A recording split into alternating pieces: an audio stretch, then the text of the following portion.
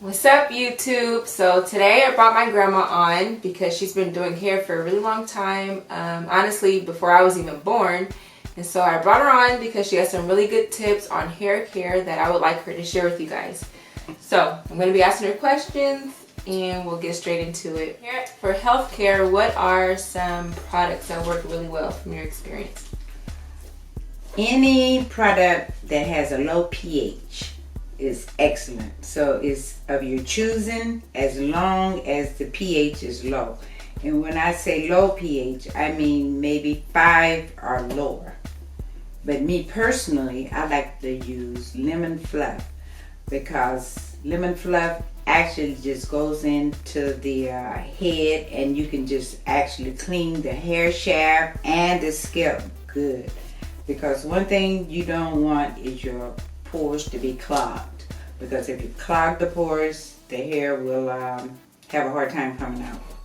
I remember that stuff too. You remember that? Yes, Mm-hmm. sounds good.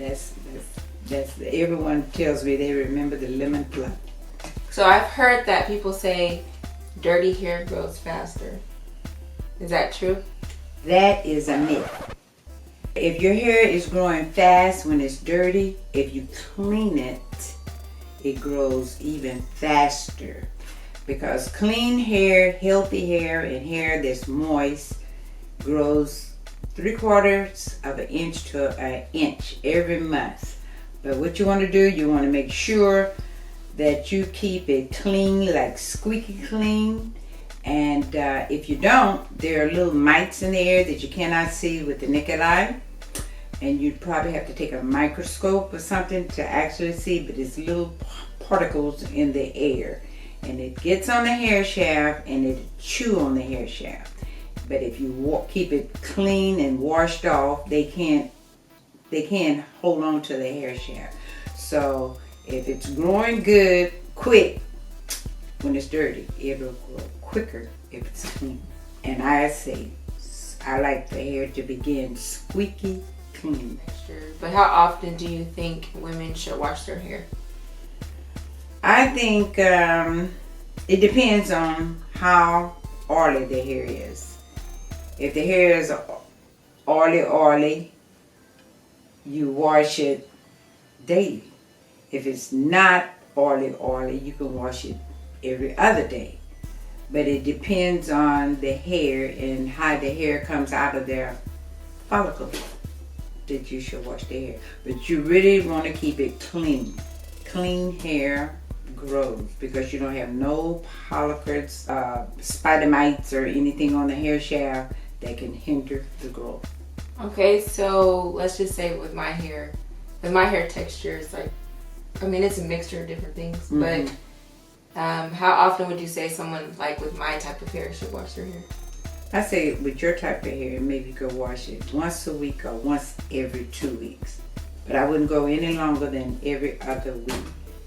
But if you want to keep it healthy, like say for instance, like you have added hair, you could wash that maybe once every 3 weeks or something like that. Because the extra added hair will help protect it from being dirty and picking up everything. The hair that's added will protect the actual hair. Okay, and how often should we trim our ends? That depends too. I say the end should be trimmed in the spring, often in summer. Whenever you see a split end and you can tell the split ends, you take one hair shaft or a few hair shafts, hold it up, and if you see any kind of division in the hair shaft, that means you need to clip that end off. And if you clip that end off, that gives the hair the incentive to grow. But if you don't, the hair just split all the way up until it just, the hair is like my fingers. I've seen that. The hair shaft is just like my fingers if you don't keep those ends clipped. So it depends on how well you keep your hair moisturized and how often you are pulling and weakening the hair, because the more you fiddle with your hair, the more damage, more likely it is to be damaged. So for those of us who have damaged hair, how can we go about restoring it so that it's healthy again? Begin shampooing it. Put a nice moisturizer on it. Keep it moist. Major thing is make sure your hair is moist. And don't be just constantly in your hair. Oh, like fiddling with it? Don't fiddle. Not healthy. Leave it alone. So wearing protective hairstyles? Protective hairstyles is good. And keeping it moist. The hair needs to be moist. Whatever. And I tell you, like something that you can eat and that's safe to go in with your body is really good for your hair. So like what? Some example. Like say your protein from your eggs, your mayonnaise. That sounds like a stinky mix. It doesn't smell good. But the hair loves it because it's adding protein and moisture, which you need to keep the hair healthy, to have it grow.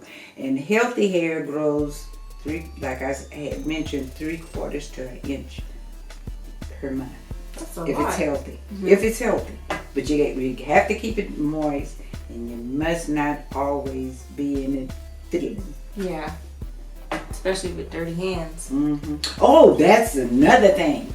Like people, when your hair is nice and it looks good, people have a tendency to run up and want to put their hands in your head. That is a no-no. Because you don't know where their hands have been. You don't know what germs they have picked up and could be on their hands. Maybe they have touched their own head. Maybe they have some problems in their head and they put their hands on your hair, and then you might accidentally get that problem with their hat on their head, or that's transferable through their hands to your head. Yeah. So you always tell people, oh, I thank you, but I'd rather just say, my grandmother say, for me to make sure that people don't put their hands into my head. Yeah. And what about, because I remember just as a kid, my grandma doing my hair a lot, you would always tell me, don't share combs and brushes. Whenever you shampoo your head, I think you need, matter of fact, not I think, I know you should make sure that you should clean your comb, your brush, whatever hair, scarf or wrap you put on your head. Your pillowcase should be clean. And if you need to make sure that it's really protected, you need silk or satin Pillowcases? pillowcases. I need to get one. And silk or satin wraps, whatever is touching the hair shaft. Because cotton have a tendency to cling to the hair, and it'll pull it. Just a little, friction, turning over, turning back and forth. It's gonna, the cotton will get in your hair and pull it. Wow. I'm gonna have to go back and start doing this stuff so my hair could grow. We used to do it, and Even we grew longer. that hair. Yeah. It was healthy. Is there such thing as too little or too much hair product for healthy hair? Say if you put too much oil in the hair, it has the tendency to attract all the dirt, which you don't want. The grease, if you put grease on your hair, that's too much. You could put grease on your hair, but it needs to be like more of a moisturizer than just grease to attract all the dirt and the little particles in the air. And what about not having, I mean, you pretty much already answered it. Not having enough, your hair will be too dry and it will break off. You need moisture. Yeah. It has to have moisture. And there is a difference between having moisture on the hair than having grease. A greasy hair is different than having a head of moisturizer. You want to keep your hair moist. Yeah. All right. Well, thank you guys for watching this show. I hope it was beneficial and helpful to you. And just a little bit of a background. Like I said earlier, my grandma's been doing my hair pretty much my whole life. I just started doing it as an adult, but you know, I took all the tips that I've learned from her. Some stuff that I didn't do that I need to pick back up. But overall, like, she's grown my hair out very long, waist length, even to my butt. And now I'm trying to get it back there. So I'm gonna go get that satin pillowcase and keep my hair clean and trimmed. If Shakira does do the things that I have mentioned to her, and you also, you will have healthy long hair. Or you could have healthy short hair. But whatever length your hair is, you always want it to be healthy. All right, thank you guys. I got tongue You know, too bad